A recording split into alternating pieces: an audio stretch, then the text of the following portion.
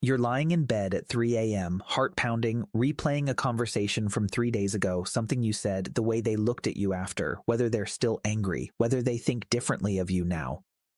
No predator, no physical danger, nothing that can actually kill you. But your body doesn't know the difference.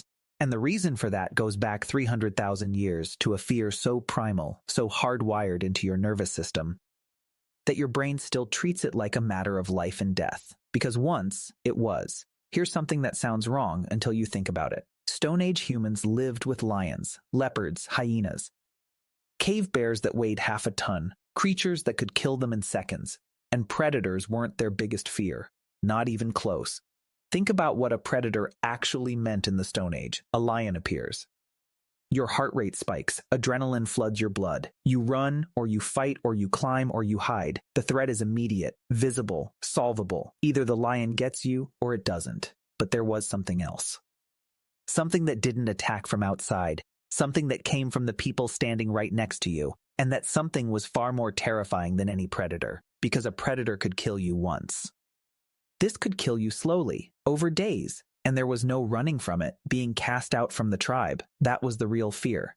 In the Stone Age, a human alone was a dead human, not metaphorically, literally. You couldn't hunt large prey by yourself. You couldn't stay awake to watch for predators through the night. You couldn't survive winter without shared warmth and stored food. You couldn't heal from injury without someone to bring you water. The tribe wasn't a social preference, it was the difference between life and death. Your nervous system understood this perfectly, and it built an alarm system around it, one so sensitive, so loud, so physically real, that rejection from other humans would feel as dangerous as a lion in the grass, because it was. In 2003, psychologist Kipling Williams at Purdue University ran an experiment that should have been boring. He put volunteers in an fMRI scanner and had them play a simple computer game called Cyberball, just tossing a virtual ball between 3 players. The volunteer was one player. The other 2 were controlled by the computer. Halfway through the game, the other 2 players stopped passing the ball to the volunteer. Just like that. No explanation, no hostility. They simply started throwing the ball to each other and ignoring the volunteer completely. That's it. That was the experiment. Someone got left out of a video game. Williams scanned their brains while it happened. The results stopped him cold. The brain region that activated, lighting up in the scanner with the same intensity as physical pain, was the dorsal anterior cingulate cortex, the part of the brain that processes physical pain, stubbing your toe, burning your hand, the same region, the same intensity, being ignored in a video game registered in the human brain as physical pain. Not metaphorical pain, not emotional discomfort, the same neural circuitry that tells you you've been hurt. Williams ran the experiment again and again. He tried telling volunteers beforehand that the other players were just computers. Didn't matter. He tried telling them the other players were people they'd never meet and would never see again. Didn't matter. He even told volunteers explicitly that being excluded meant they'd won money. Still didn't matter. The pain response fired every time, automatically, without permission. Your brain cannot tell the difference between social rejection and physical injury. It was built that way, on purpose.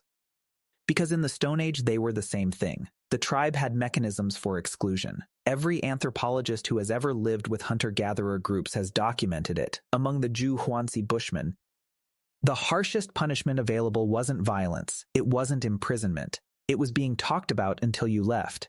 If you took more than your share, people made jokes about you, pointed at you, whispered when you walked past. The social pressure was relentless and public, and it never stopped until you changed or you went somewhere else. Full ostracism, complete exclusion was the nuclear option. It was almost never used. Because it almost never needed to be. The threat alone was enough. And it worked because everyone understood that being cast out meant dying alone in the dark. The fear of predators was acute, sharp. It spiked and it ended. The fear of rejection was chronic. It lived in the background every single day. Every interaction carried the subtext. Am I still in? Do they still want me here? Have I done something that might cost me my place? This is why you rehearse conversations before they happen, why you lie awake analyzing the tone of a text message, why a cold reply from someone you care about can ruin an entire day, why being left out of a group photo can hurt more than a physical injury. Your brain is not overreacting. Your brain is running a 300,000-year-old threat detection system that once kept your ancestors alive. The problem is, the system can't tell the difference between being excluded from a tribe on the African savanna and being left on red by someone you met twice. To your nervous system, they feel identical. There's a study that has been replicated so many times it's no longer controversial. Chronic loneliness. Not the occasional feeling, but the persistent sense of being outside. Unwanted, unconnected, increases mortality risk by 26%. It's worse for your health than obesity, comparable to smoking 15 cigarettes a day. Not because loneliness is sad, because your body interprets it as an emergency. Chronic social exclusion keeps your stress response permanently activated. Cortisol stays elevated, inflammation increases. Your immune system starts working against you. Your cardiovascular system degrades.